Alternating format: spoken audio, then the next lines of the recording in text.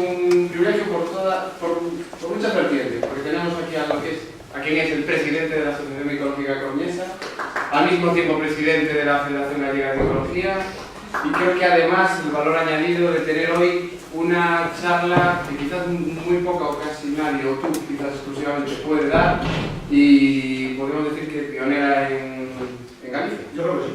Yo diría que sí, así como una charla, no un curso en el que la gente se apunta, pero una charla así, yo creo que sí. Es la primera que así de microscopía general, yo creo que sí. Pues, por mi parte, dar las gracias a María Chemi, Dimitrava, por esta charla de hoy de aproximación a la microscopía de las setas, y gracias a vosotros por estar en la Casa de Hábitat, que es la nuestra.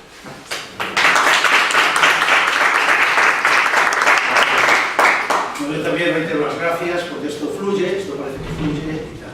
Bueno, lo dicho, va a ser un poco de castelán galego, según vaya saliendo, porque es una charla que también me pidieron para otra zona de aquí de España, entonces, el texto van a ser 50 palabras, casi todo va a ser una parte de fotografía. Yo creo que el 90% de lo que vais a ver aquí no lo habéis visto en vuestra vida, jamás lo habéis visto. Es otro mundo totalmente diferente. El mundo de la macroscopía y el mundo de la microscopía. Bien. Creo que puedo empezar.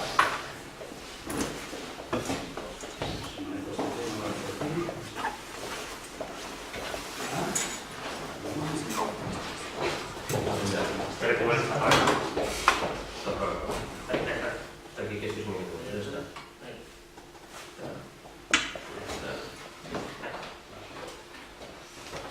Bueno, ayer Tomás se refería a mí y tal, yo me refiero a Tomás.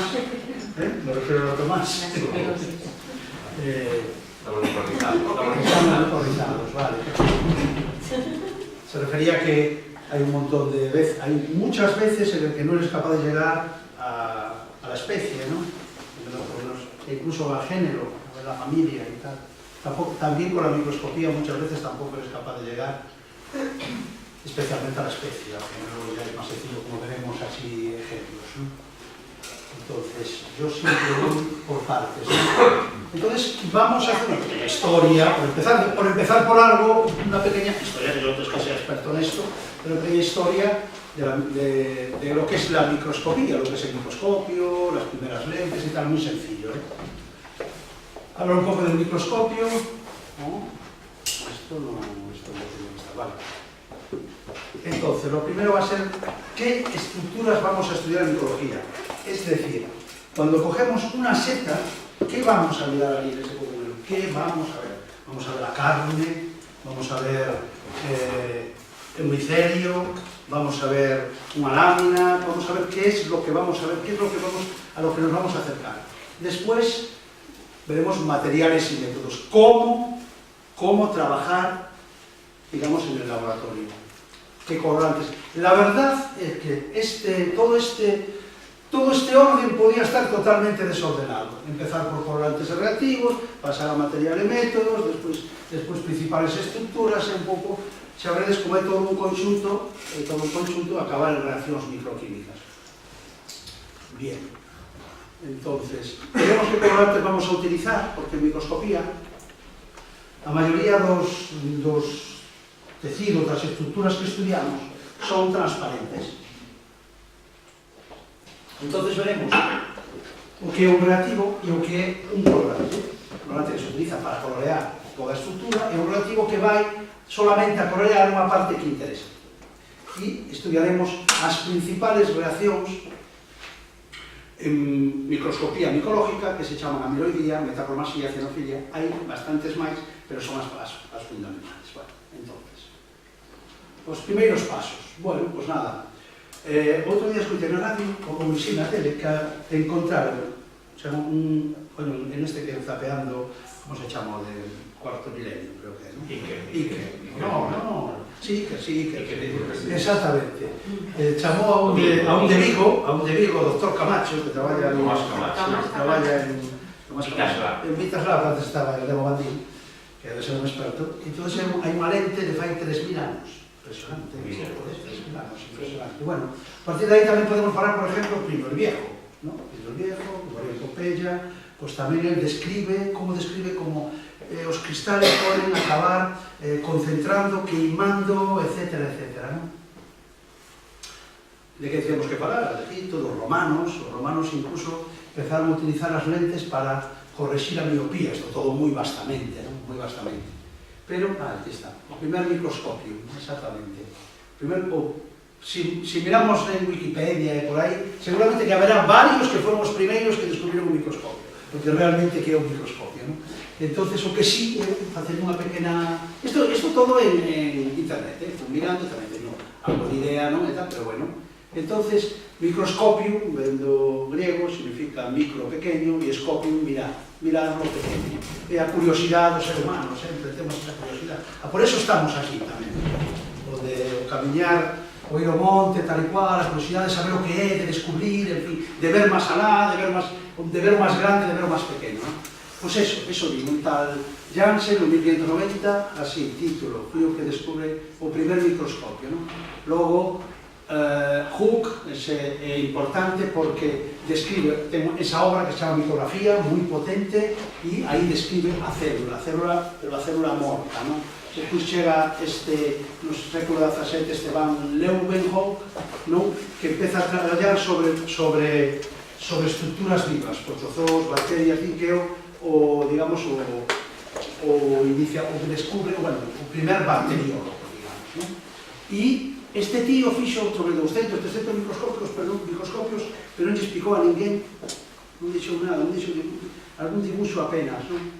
Que máis? A partir de aquí, xa no século XVIII, este tal Cisneros, Crown, Holborn, Chevalier, empezan a traballar sobre obxectivos, non? Sobre os obxectivos, non? Tal italiano Amici descubre o obxectivo de inmersión de agua, isto vamos a ver en partes. A partir de aí, Abe, Zeiss, eso xa vou sonando algo máis, non? Zeiss, sonamos, tecnoloxía Zeiss e tal, porque descubren o obxectivo de inmersión e os obxectivos apocromáticos. O primer micólogo que empeza a traballar en serio con un deles con microscopio describe as medidas esporales. Schuringer, a micra, que é a medida que utilizamos para medir as estructuras micolóxicas. E, finalmente, en 1950, pois xa pasamos a microscopía de barrido, electrónica de transmisión de barrido. Bueno, non se queda nada. Bien, xa vemos, bueno, vamos a ver así algúns microscopios, así interesante, divertido, que cousa máis bonita. E xa vemos que aí non hai... Onde está o grupo? A luz é esta?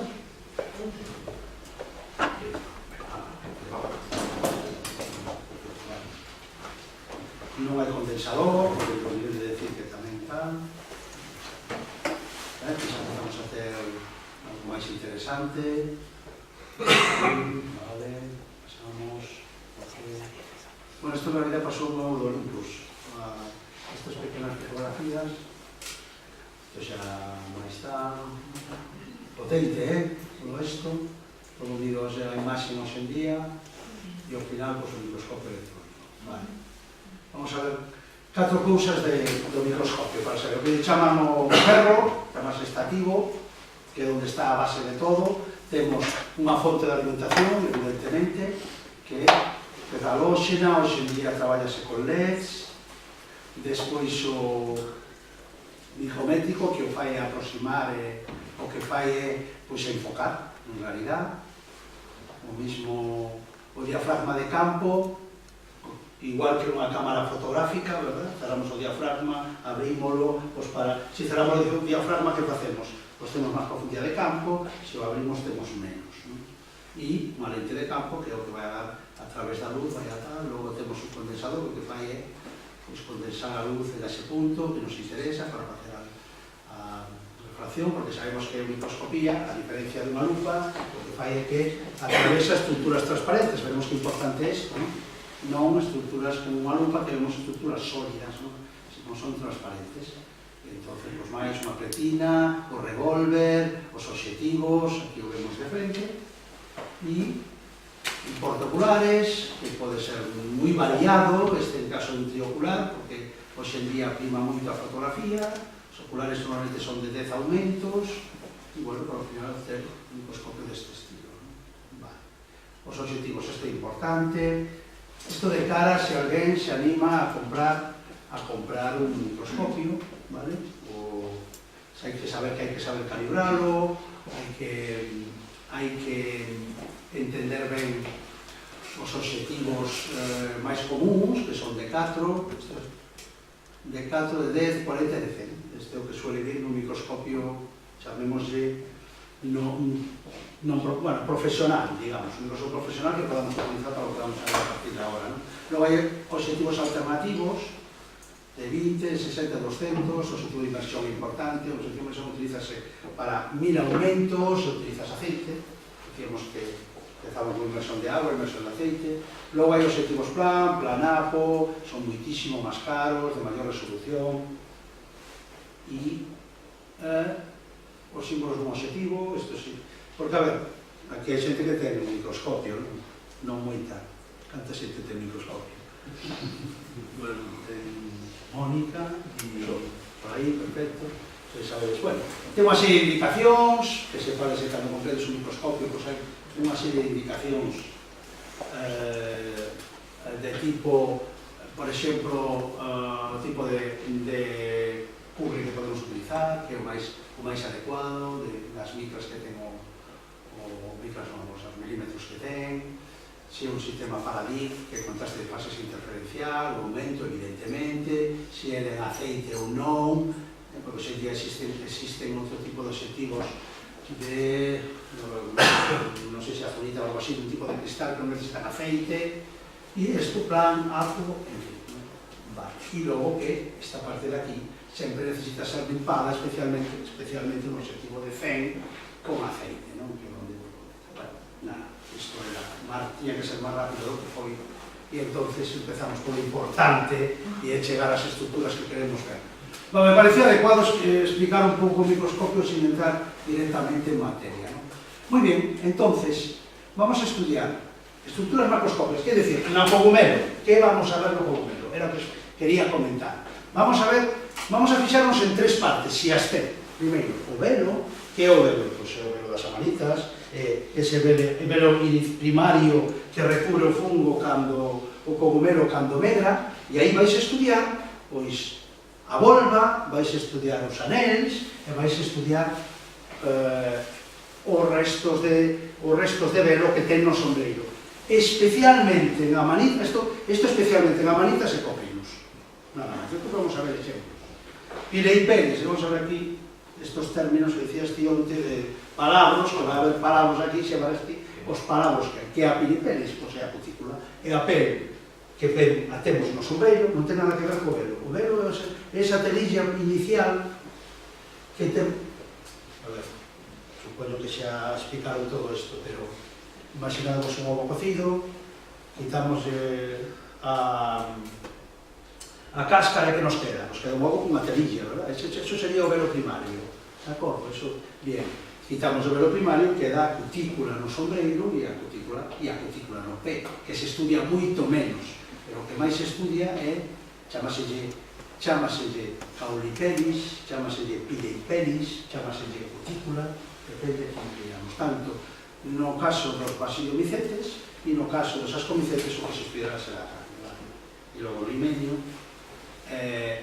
que é, xa sabemos, onde se producen as esporas. Neste caso, o basidiomicetes pode ser as láminas, poden ser os tubos, poden ser os aguijón, e no caso das ascomicetes, o himenio está, no caso que sea unha protección, a paz exposta. E nos elementos microscópicos que temos aquí, os basidiomicetes se estudian as esporas, se estudian os basidios e se estudian os testidios. E nos ascomicetes se estudian as esporas, as aspas, que é o equivalente dos basidios, as paráfisis, que son os equivalentes dos testidios, e o que dixen antes, o contexto é a carne. A carne estudiase nos ascomicetes e nos basidiomicetes apenas. E logo outros elementos que son hifas, miremos que son hifas incrustadas, pigmentos, fíbulas, etc. E parece un pouco rollo, pero no momento en que empecen a chegar fotos, verás como nos vai a ser máis entretenido. Entón, moi ben, entonces, cales son esas estructuras macroscópicas que decía? Pois, claramente, o noso sombreiro, aí vais a estudiar a cutícula, temos o pé, aí prácticamente o pé nos basidiomicetes é pouco importante desde o punto de vista microscópico, quizá nos inocibes en algúns outros xéneros, pero é menos importante que a cutícula, por exemplo. O himenio é importantísimo, por qué? Porque é o aparato onde se producen as esporas, aí están as estructuras que van a producir as esporas son importantes, pero moito máis importantes que os basidios, que apenas teñen interés taxonómico, moi pouco interés en general, apenas os basidios se miden, se estudian moi pouco, se van a estudiar os cistidios, que é un elemento típico que non se sabe todavía moi ben cal é o seu cometido, é un pouco de separar os vasillos, un pouco de ampliar esa estructura para que o vasillo poda soltar as esporas. Estas estructuras vamos a saber.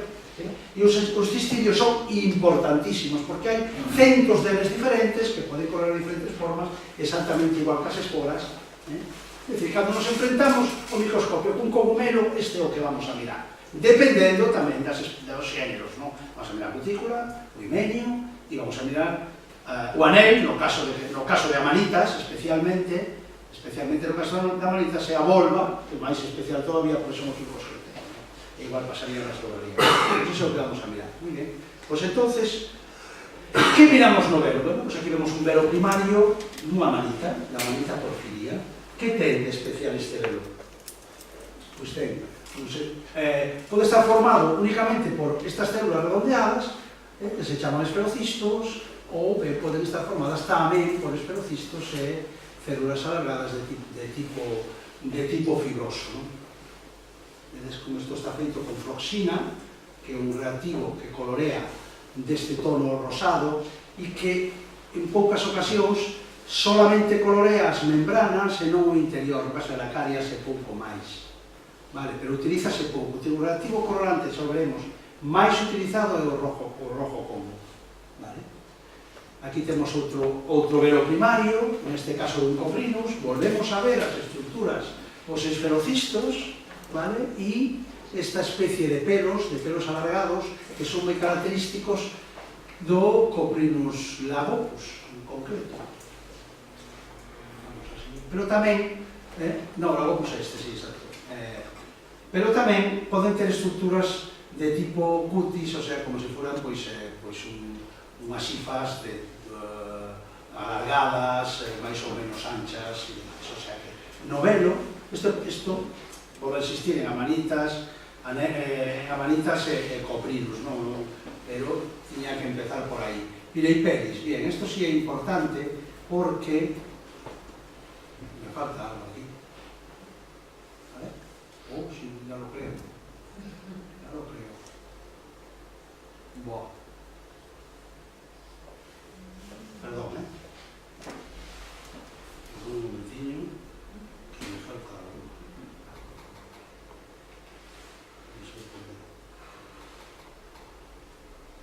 Aquí. Esta non sei por que quedou oculta. Xa está. Ahora entramos en materia. Vale, bien. O que vimos hasta ahora é pouco común, porque para estudiar algunha manita en concreto, algún coprinus, pero ahora sí que entramos en materia. E cando vamos a estudiar unha cutícula, un cogumelo, podemos ter 3-4 tipos generales de cutículas, como son de tipo cutis, tricoderma, himenoderma e epitelio.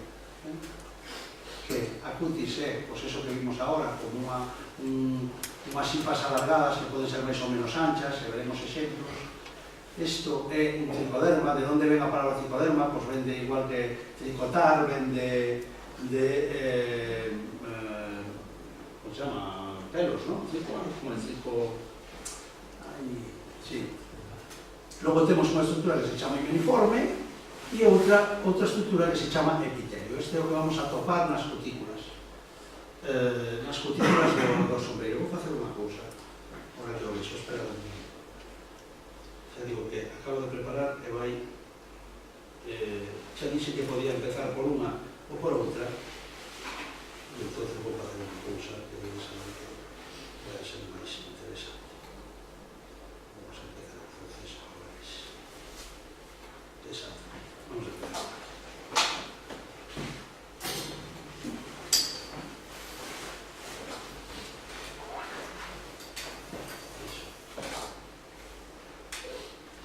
Vale.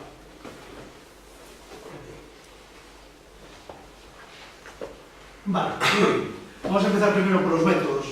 Vamos a empezar por los métodos, creo que va a ser más interesante.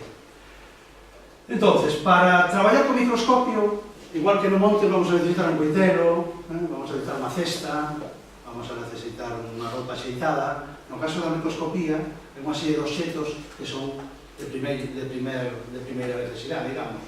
Son portas, cubres, lancetas, hai unhas cuantas por aí, pinzas, papel secante, lupa, mechero, vamos a ver como utilizamos todos.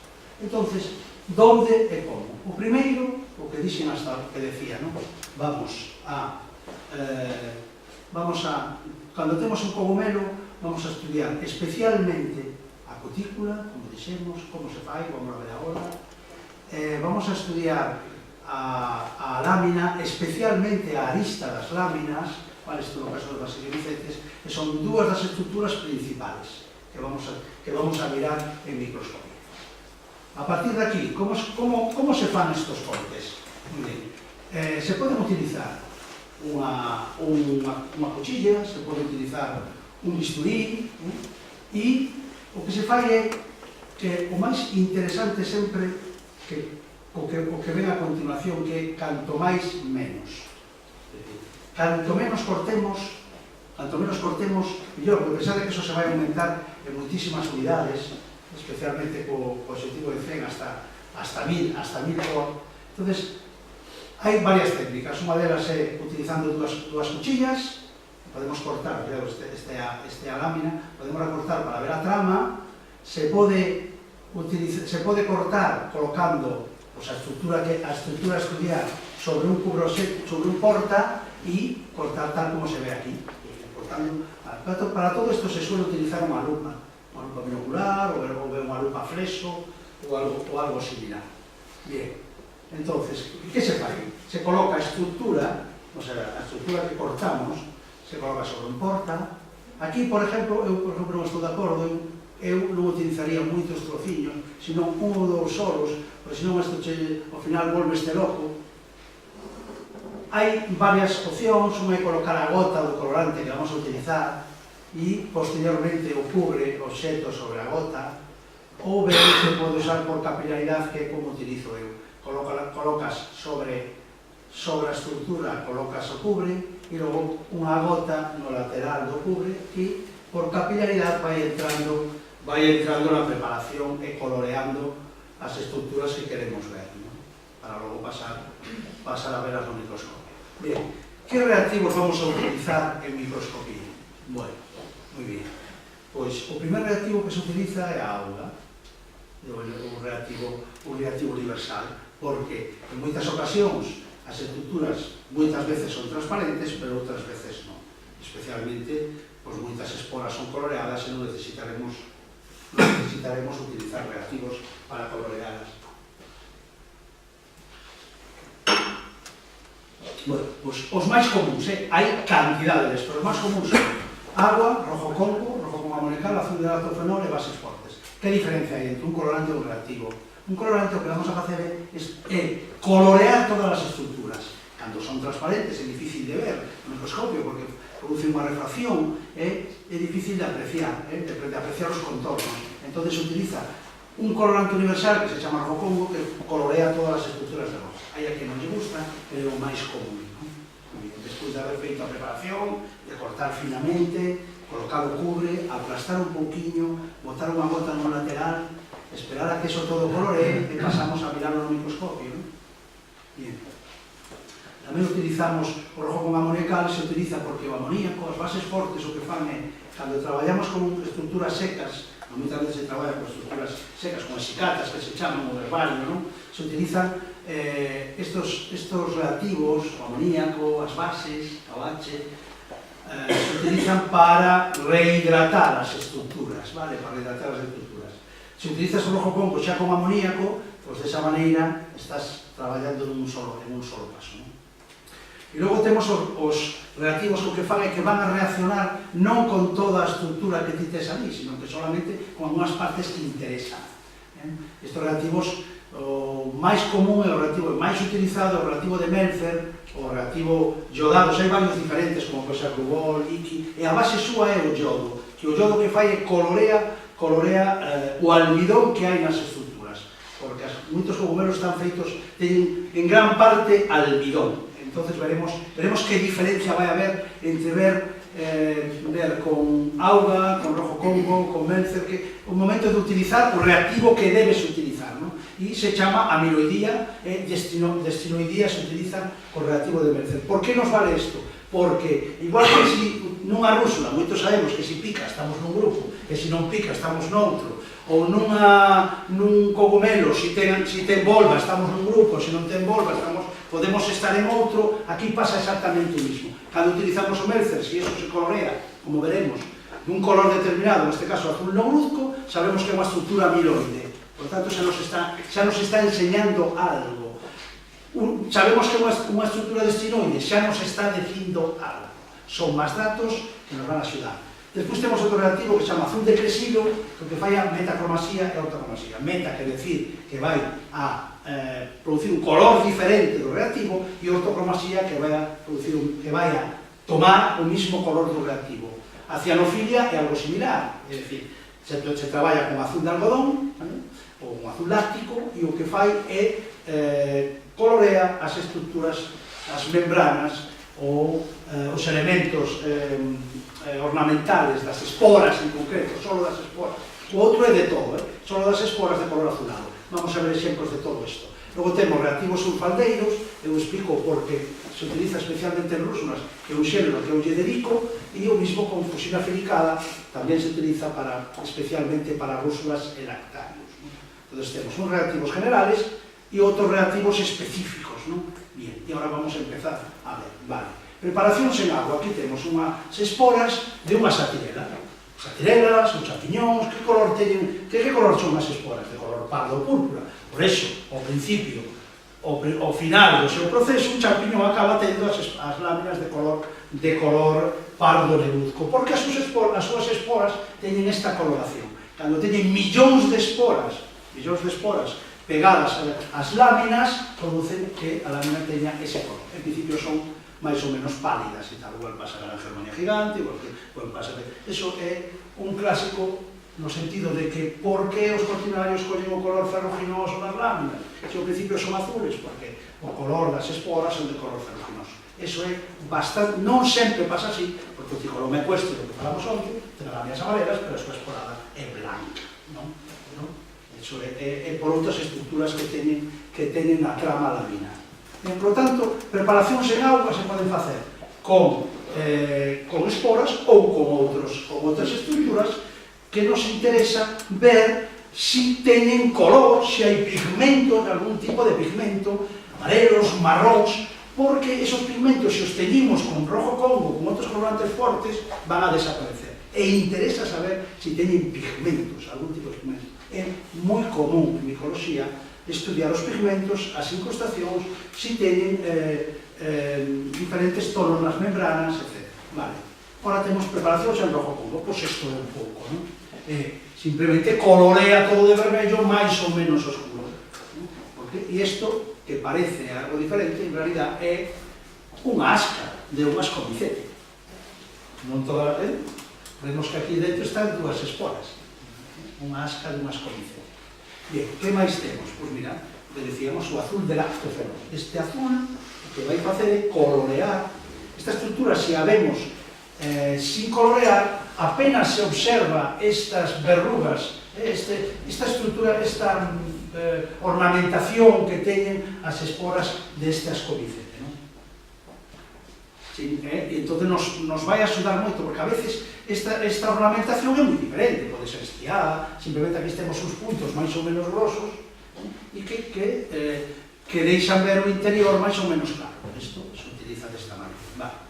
As bases fortes, dixemos que se utilizaban, amoníaco, etc., se utilizan para hidratar as mostras secas, pero tamén poden actuar como colorantes reactivos, ás veces colorean de colores marróns. Pois mira, aquí temos un par de inocibes e están coloreando o interior destes tecidos, que logo veremos tecidos en general, tamén se utilizan para iso. que no caso de utilizar auga non veríamos estas estructuras, vale? Como sabemos que utilizar? Bueno, evidentemente porque o leemos en diferentes obras, especialmente monografías dedicadas a un xénero, e che indica que estructuras has de mirar, que utilices estas bases para separar uns grupos de outros. Habrá grupos que coloreen, outros non, e son máis datos, non son máis datos. Bueno, amiloidía, isto si é importante.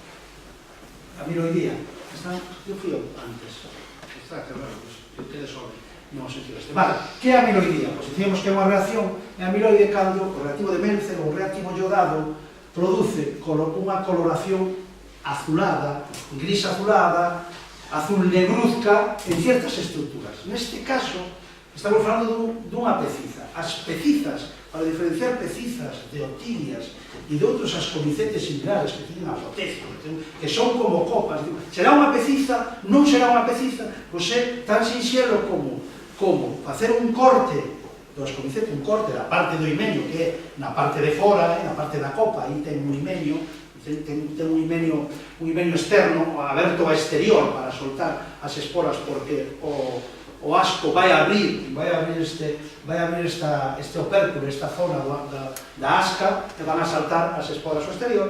Se esta parte, se a parte, o apículo, a parte alta da asca, o opérculo, se colorea de azul, estamos ante unha peciza. Isto é evidente, non? Sempre estaremos ante unha peciza. Que máis temos? Pois, bueno, é clarísimo que no caso das rúsulas, que teñen as esporas amiloides, non só as rúsulas, hai moitos lactarios, evidentemente, pero tamén outras especies, melanoleuca, etc. Teñen esporas amiloides, camboelias e demais, teñen esporas amiloides, se as vemos en auga ou en outro reactivo, non vamos a poder ver esta ornamentación. Un rusulólogo sin Melzer non é ninguén, iso está claro. Melzer foi un checo de principios do século XX, e que foi un dos grandes rusolólogos do século pasado. Vale. Que pasa se non usamos o reactivo adecuado? Que vai a pasar? Moi ben, pois mira, isto acabo de facelo hoxe. Acabo de utilizar isto dos lactarios, un dos lactarios que trouxemos o lunes, que se trouxo desde Cruzul, e isto está feito na auga. E a estructura que vemos, sí, parece que ten algún tipo de... que ten unha ornamentación. Aquí está, agora, está feito con DIC, que é un contraste de fase que lle dá volumen ás estructuras. Sí, parece que se empeza, isto está feito, se empeza a asomar algo, pero non di nada máis. Isto está feito con rojo congo, se ven aí unha especie de estrías, pero non nos indica nada, porque sabemos que son lactarios, pero non sabemos se é reticulado, se non é, e se usamos o reactivo adecuado a cousa cambia, non? Cambia moito, non? Verdad? Porque aquí estamos apreciando perfectamente, pois e tamén porque se tes un microscopio adecuado, porque o anterior con auga se ve ben, pero un microscopio normal non se ve nada, non se ve nada con auga, ves un reflexo, unha refracción. Bien, e o resultado é evidente. Aquí é con auga, un pouco rojo con un pouco millor, pero xa definitivamente con un reactivo tipo Melzer ou iodado, pois que nos colorea as partes amiloides da espora, é moito máis evidente. A destiloidía é outra reacción que se utiliza cos reactivos iodados, e o que fai é que a reacción é positiva non cando se volve negruzco, non? Sino que adquire unha tonalidade pardo-rojiza. Aquí mismo, aquí, esta especie está en auga, posteriormente se añade o reactivo de Melzer, vai collendo unha coloración un pouco máis parda, pero este é un tipo, pero xa a destinoidía máxima é neste color. Cando antes era casi grisáceo, colle este color. Para que nos vale? Pois hai moitísimos xéneros, Eveloma, por exemplo, cortinarius, etc., que poden ser máis ou menos destinoides. Entón nos vai axudar, é un dato máis que nos vai axudar nas esporas, neste caso, neste xénero. E a inamiloidía é, tal como di a palabra, que non cambian de color, ou toman o color pardo do reactivo, porque se vemos o Melzer despois aí, veremos o color que ten. é de color pardo, pero cando reacciona positivamente, as esporas collen e outras estructuras, como vimos, nas comicete collen esa coloración azulada, vale? Pois é o color que ten a propia espora. A metacromasía é outra reacción, non coloración, reacción clásica, se utiliza o azul decresivo, e o que vai a pasar é que colle un color, a estructura colle un color diferente do color azul, en este caso o color rosado. Vamos a ver para que o vamos a utilizar. Para algo moi importante, por exemplo. Vemos a estructura rosada que adquire púrpura, un pouco par para a púrpura rosada, ¿no? Que colle aquí esta colle. Bien, pois fixademos que ten no centro unha color un pouco máis azulada e logo na marxe un poquito máis rosada. Bueno, pois isto é unha macrolepiota. E agora vamos a ver o que é a ortocromasía, unha reacción ortocromática cando a estructura colle o propio color azulado. E isto é unha lepiota. Pois a diferencia microscópica máis clara, microscópicamente, cando temos dudas se unha lepiota ou é unha macrolepiota, a macrolepiota é metacromática, as esporas da macrolepiota son metacromáticas e as da lepiota son ortocromáticas. Isto é evidente. Non hai ninguna coloración tal como vemos aquí. Vemos eses tonos un pouco rosados, púrpura, e aquí completamente azulado. Que ao mesmo tempo isto tamén pode ser cianofilia, como veremos agora, porque colorea do propio colorante azul, non? Pero que se fai con outro tipo de azul, non é o depresivo.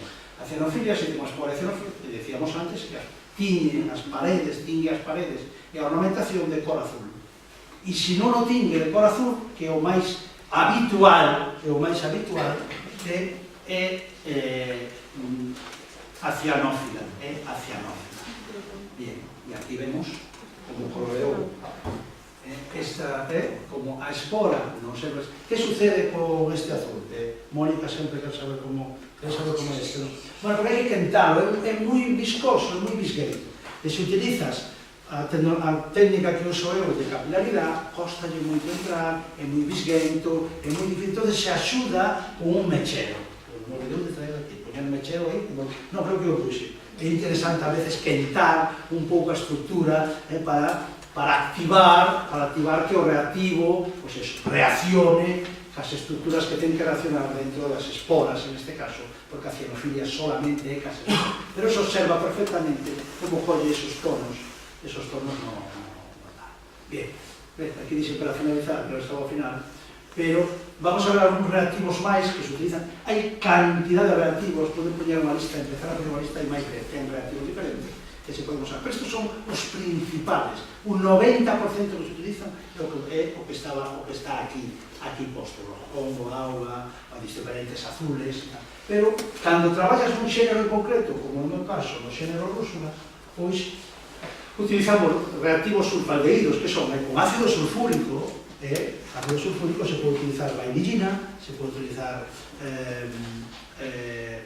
benzaldehido, entón chamase sulfobenzaldehido, e o que fai é que estructuras como cistidios, como os dermatocistidios que están na cutícula, os colorea de color negruzco, rosado negruzco, dá unha coloración que fai dúas cousas. Unha, que se observen mellor, e outra, que son positivos ante esa reacción.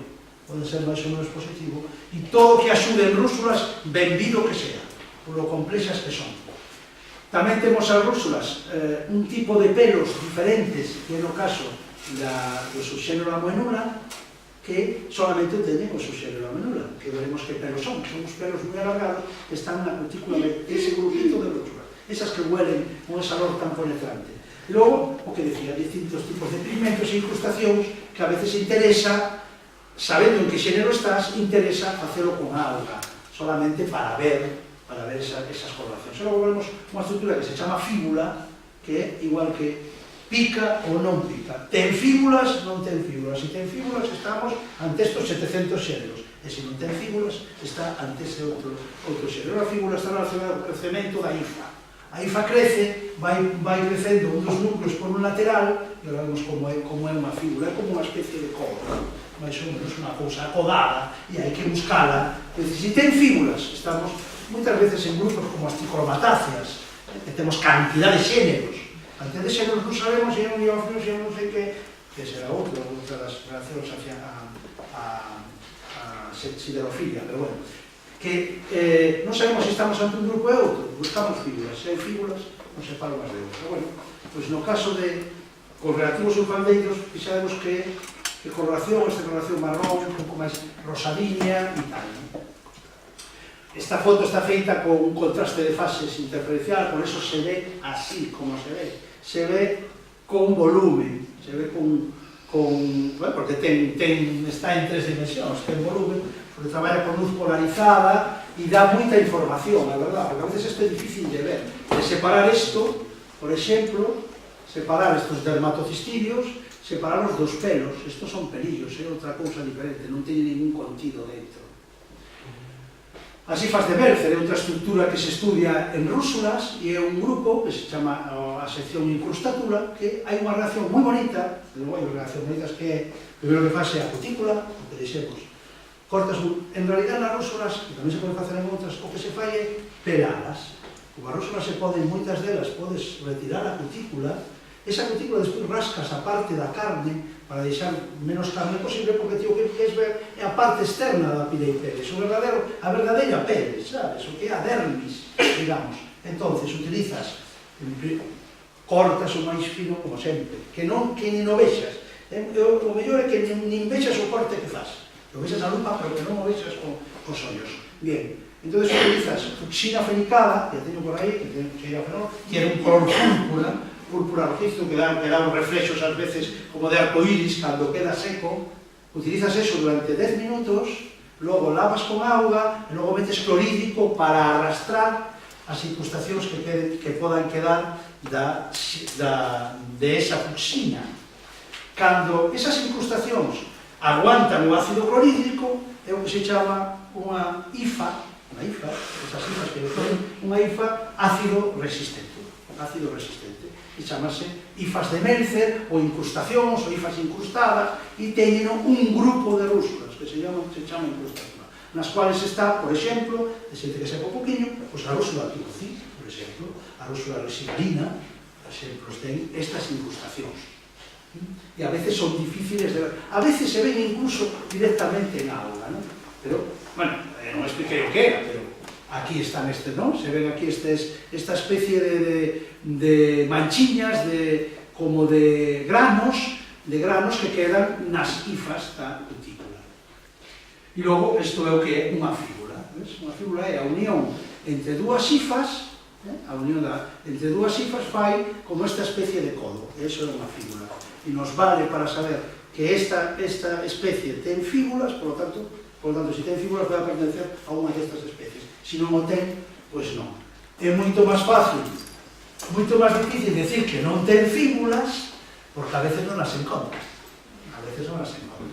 Entón, tens que mirar moitas estructuras, porque por outra banda pode ter fíbulas, por exemplo, na carne, e non telas, por exemplo, na cutícula, ou pode telas nas láminas e non telas en tal. Entón, tamén aí se vai a axudar se encontras fíbulas nun sitio ou nun outro. Unha estructura interesante que axuda a hora de separar uns xéneros de outros. E isto é o que decía dos pelos estiliformes, eses pelos que só teñen este grupo de rúsulas, que son 5 ou 6 especies nada máis en Europa, que teñen na cutícula estes pelos lanceolados, como lanzas, que son moi fáciles de ver, é unha preparación que suele salir moi ben. Isto faise na rúsula moena, rúsula monicolor, rúsula violeites, é onde se topa. E para separar unha de outra, se mide o ancho, que iso tamén era interesante, se mide o ancho, normalmente faz unha fotografía, tela calibrada, e con uns distintos programas, como pode ser Pisimeter, Micometer, pois, bueno, por ratón, faz daqui a aquí, logo che fai as medias, che fai a estadística, che vais a ser de internet, e che fai ese tipo de medicións. Aquí neste caso non hai problema, se fai con o porque vai a colorear ben e vamos a saber ben, non hai ningún problema. E isto son o que chamamos tamén incrustacións ou pigmentacións. Este é un Xerocomus e é moi clásico este tipo de pigmentacións, que pode ser máis ou menos alargadas e tal, e nos axuda para reconocer os Xerocomus que son tan complicados. E este é outro Xerocomus, na que a coloración aquí simplemente a ten o que é na membrana,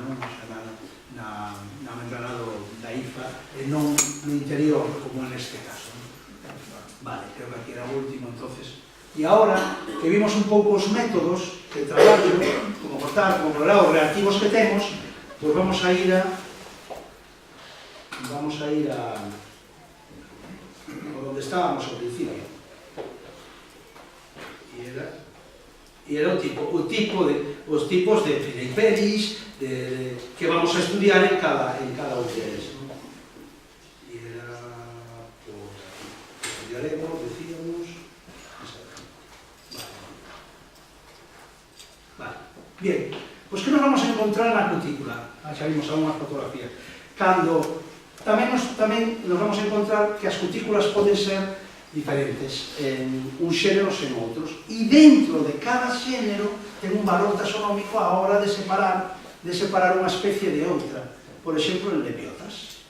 As lepiotas, si teñen, dependendo da estructura que teñan no sombreiro, na cutícula, nos vamos a meter nos grupos ou noutros grupos diferentes. Como se fai? Cortamos apostamos, miramos e intentamos ver. E isto requiere centos de horas de práctica, non? Bueno, pois este é un tipo cutis, estructuras alargadas, máis ou menos anchas ou estreitas, isto se mide, e se a cutis pode ser máis estreita arriba, máis ancha abaixo, é unha das máis difíciles, estructuras máis difíciles de traballar e de facer é a cutis, a Pileiperis. Por qué? Porque calquera outra estructura máis ou menos aplasta e con tal de ver os elementos, como veremos, se vemos cestidios ou vemos, pois por exemplo, no caso dos ascomicetes, as paráfisis ou demais, ou as esporas que se poden ver, pero aquí interesa saber en que orden están e como están colocados. E iso é a dificultade, entón hai que facer uns cortes moi ben feitos e que che leve o máximo tempo que tes que gastar ou consumir nunha microscopía é a preparación, o corte, o facer o corte ben feito, e practicar.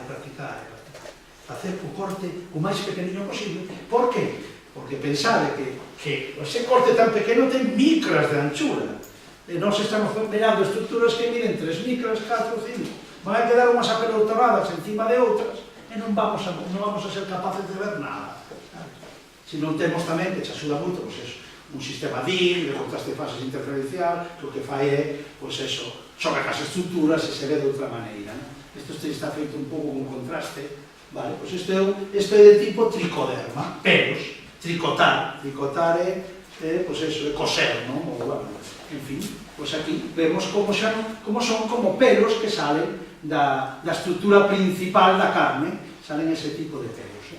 Temos outro tipo que é de tipo himeniforme, donde esas estructuras son moito máis anchas, poden ser,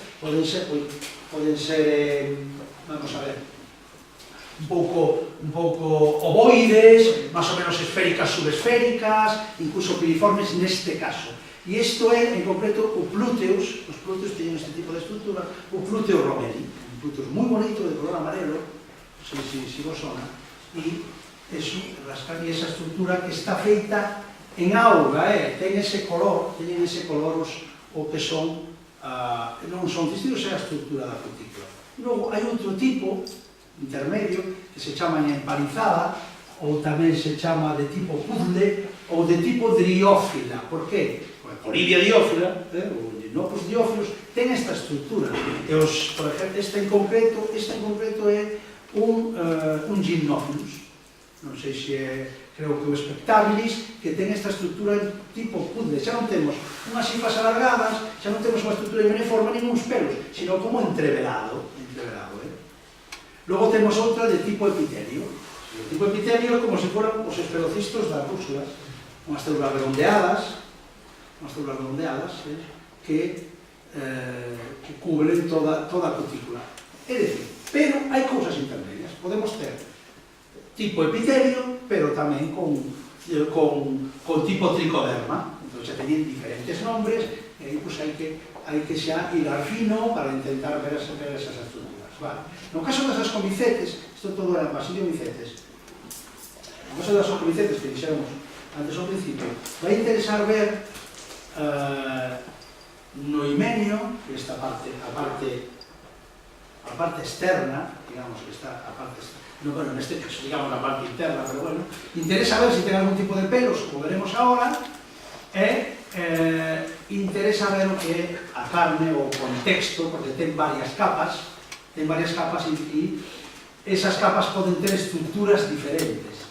Entón, fixamos, estos son os pelos desta queirimenia, que se mide a longitud do pelo, que se suele medir, para iso vas a utilizar normalmente un objetivo de 10, porque son enormes, poden medir unha décima de milímetro, de longitud, ou máis.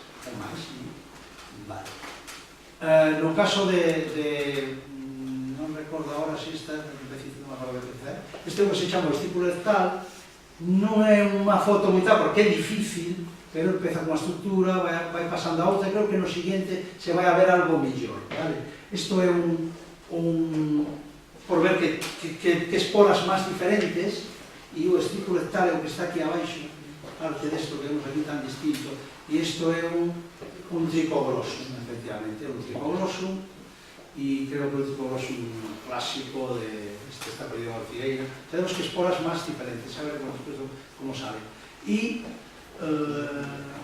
isto non sei por que se me vale, este é o dermatocistidos que víamos antes, parecidos os que víamos antes,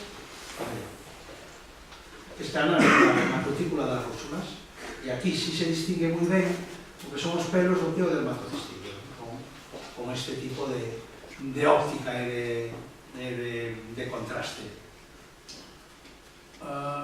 No caso do pé, agora estou falando do que era a cutícula ou a parte externa no caso dos ascomicetes. Isto é unha cutícula de un pé que generalmente suelen ser casi todos tipo cutis, como vamos, é un entreverado como xamón e pasaba regadas. Vale,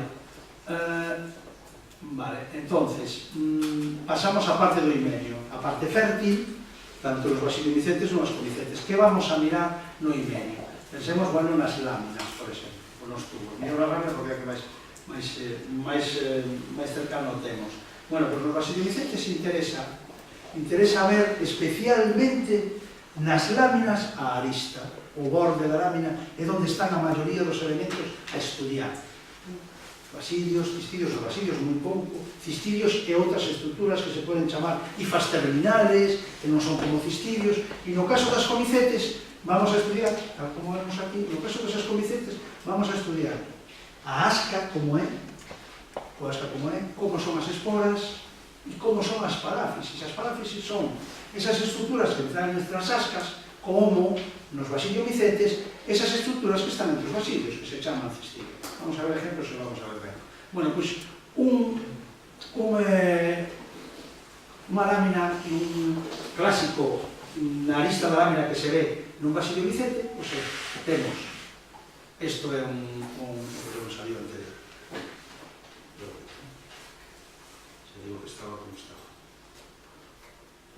Vale, bueno, se ve claramente un basidio, ten esta estructura, hai 4 esporas, uns esterigmas, as esporas soltas, e isto é o que se chama un basidiolo, non é un cistidio, é que é difícil separar un cistidio do basidio, ten a mesma forma do basidio, pero non ten esterigmas, todavía non madurou, non?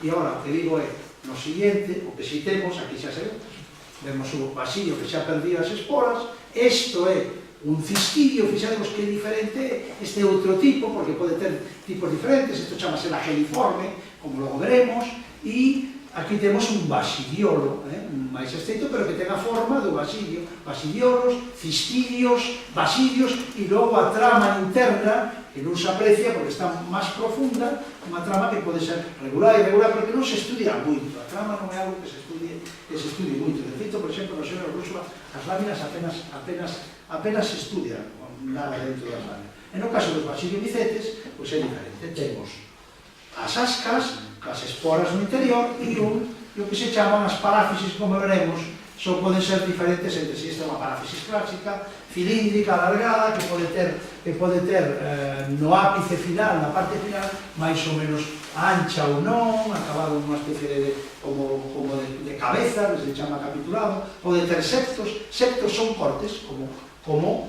distintos cortes, non veremos algún caso, non? E isto é o que interesa estudiar no himenio de un ascomicete. Esporas, ascas, a forma das ascas, veremos ascas diferentes, e as paráfisis. O ascomicete suele ser moi interesante a hora de facer a microscopía, porque é moi blandiño, sempre sale, pode salir máis ou menos revolto, pero as ascas sempre as ves. E esporas, e ves paráfisis, facendo un corte tal, aplastas, coloreas con rojo coco ou con azul. Os azules se utilizan para teñir as esporas, que sempre é interesante mirar as esporas, sempre é importante mirar as esporas de esporada, non as esporas que están no interior, porque aparte pode que non estén maduras, quedan en riba das estruturas, vense mal, non transparenten ben. O mellor é facer unha esporada e colocar, se é un ascomicete, encima mismo dun portaobxetos, ou encima, eso se ve en calquer libro, non? E o posco, encima dun cartón, para que se deixe as esporas, e esas esporas libres é as que se ven mellor, que son a maioría das fotos que eu poño aí, que se ven solas, non?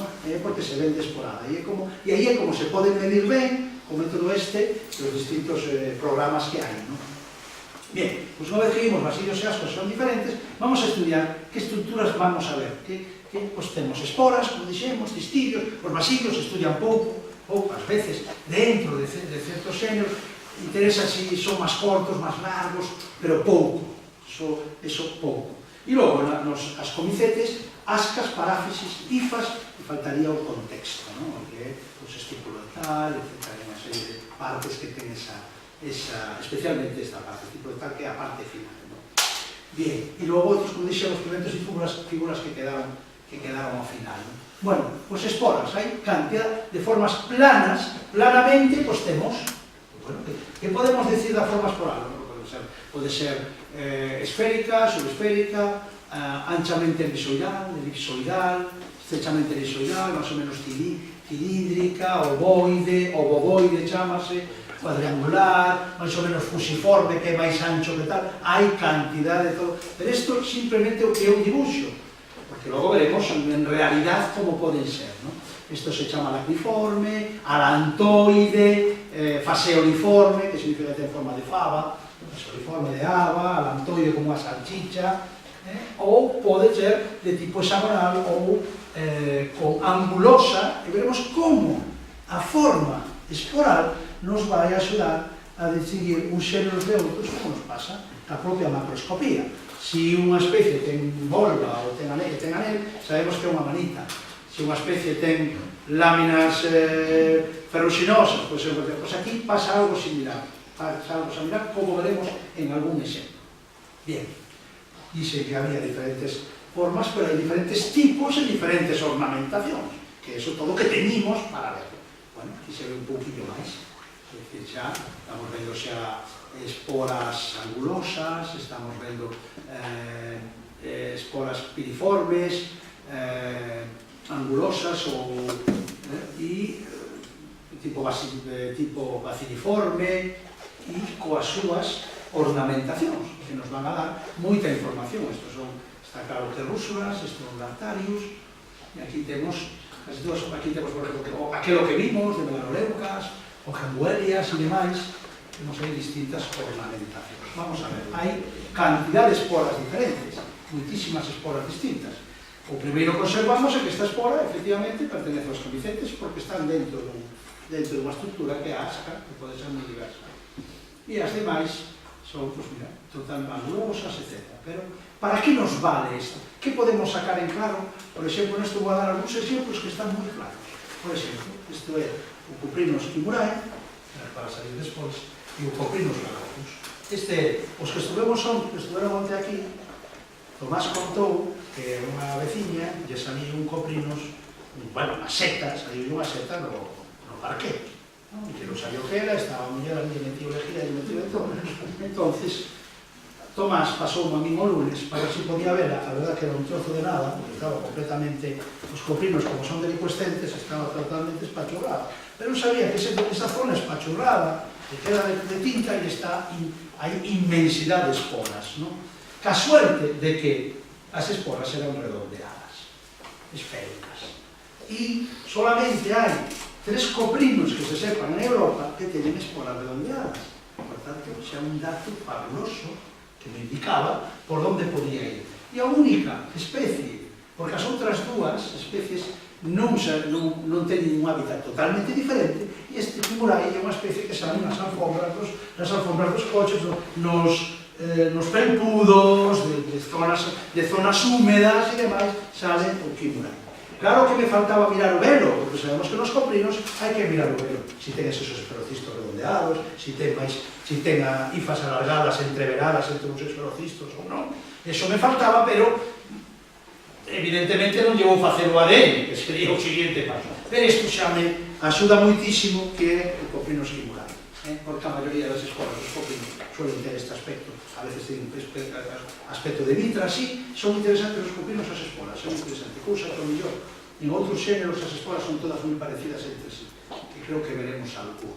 Que máis? Isto tiña que aparecer así. Vale, aquí temos 2 xinocibes, mejor, está claro que, bueno, fui esta tarde, non me dou tempo a buscar 2 máis parecidos, pero realmente se parece, porque pensade que está demasiado vermello, pero non é dese color tan vermello. Pero os xinocibes, por Dios, iba a poñer aí 20 xinocibes nunha sola foto para que vexades que lle chaman esos fucking brown marrons, esos fucking brown marrons, que son todos iguales, hai centos deles, é un pupurri tremendo, pero claro, o primeiro de todo, coño, que son parecidos e tal, pero claro, a hora de ver as esporas, claro, as esporas do inocibe, este inocibe Goltoni e este inocibe Lacera, que hai un mogollón deles que ten esta forma navicular, como se fora un pouco cilíndrica, e logo ten un lateral aquí que sale o que é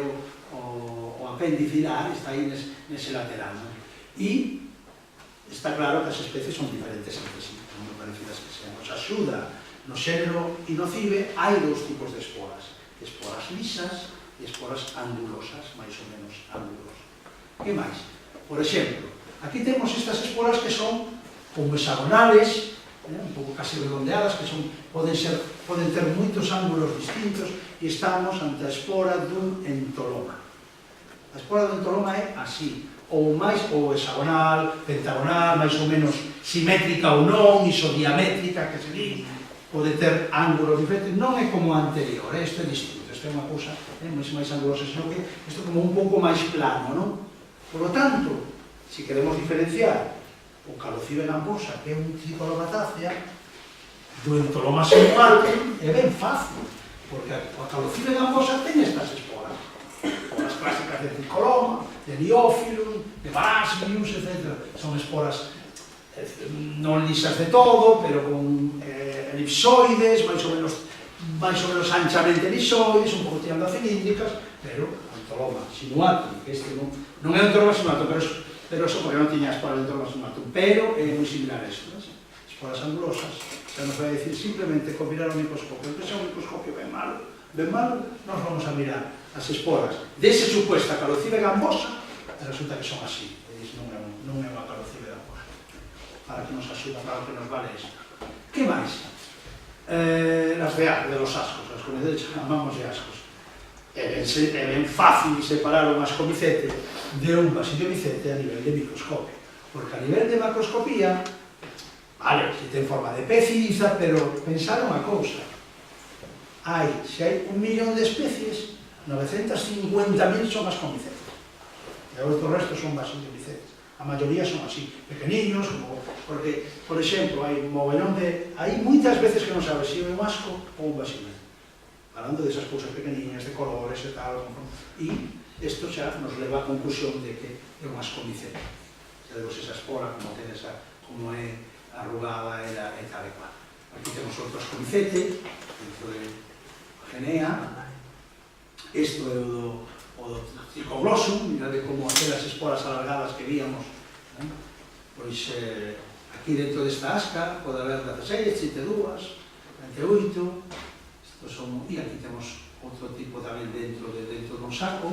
Bien, isto en cuanto a esporas, non? Sabemos que hai cantidad de formas, os colores das esporas, vimos o que era no final, que pasei antes, como podemos colorear a ornamentación, a membrana das distintas esporas, para separar as unas de outras, amiloides e tal, e agora, todo isto é de interés taxonómico, é dicir, que nos vai axudar a diferenciar unha especie, a poñerlle nombre, a saber cal é. E o mesmo pasa cos cistillos. Cistillos tamén, mas falando en formas planas, pois mirad, máis ou menos,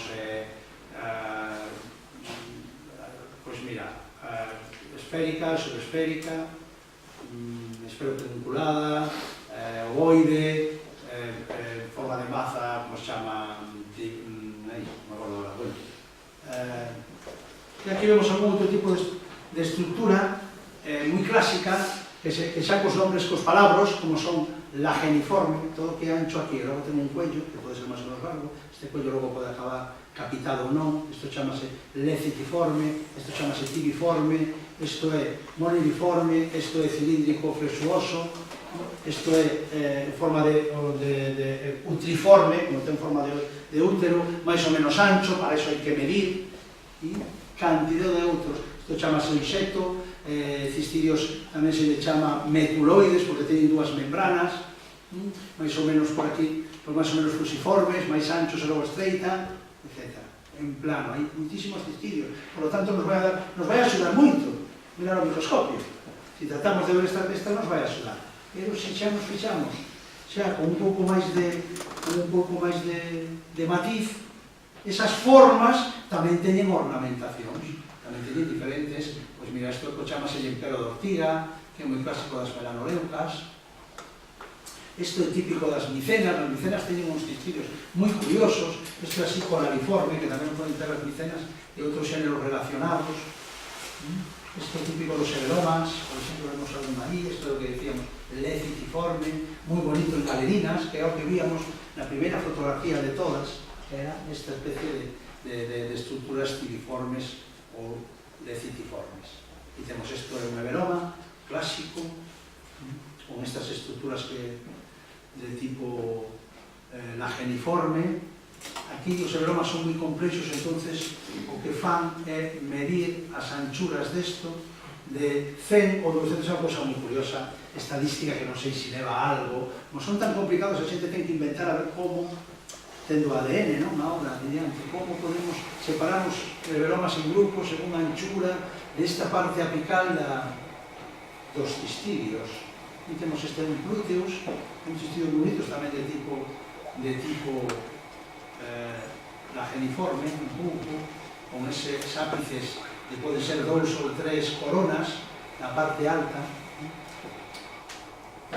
Os sinocibes, que outros, así como dixemos, os ascomicetes son moi bons para cando empecemos a microscopía, porque enseguida salen ao cortar, falo de pecizas, este tipo de otilias, porque faz uns cortes delgados, aplastas, e sueles ver cousas, non? Colorea moi ben, e suele ver cousas. Os sinocibes,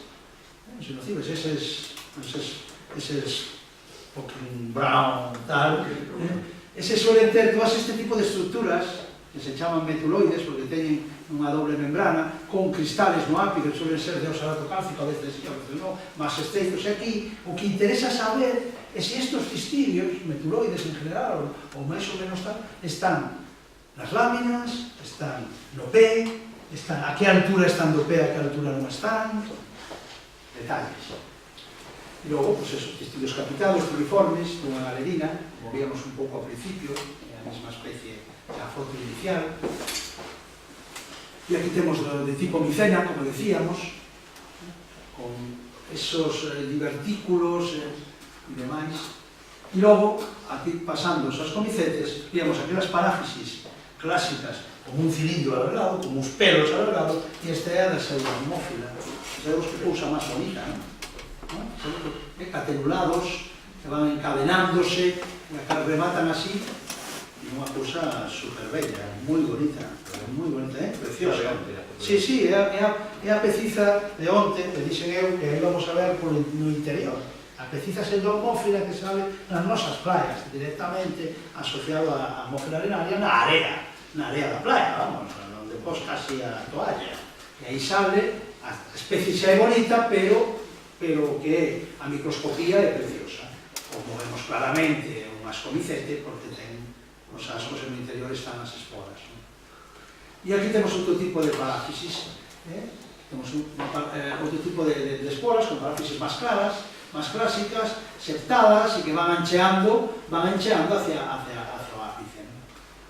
Bien, isto é o que víamos, material e métodos, onde e como, e yo diría que hora é? Non me levo moito. Pois, bueno, creo que remato aquí. Por final, así que agora as preguntas que queirades.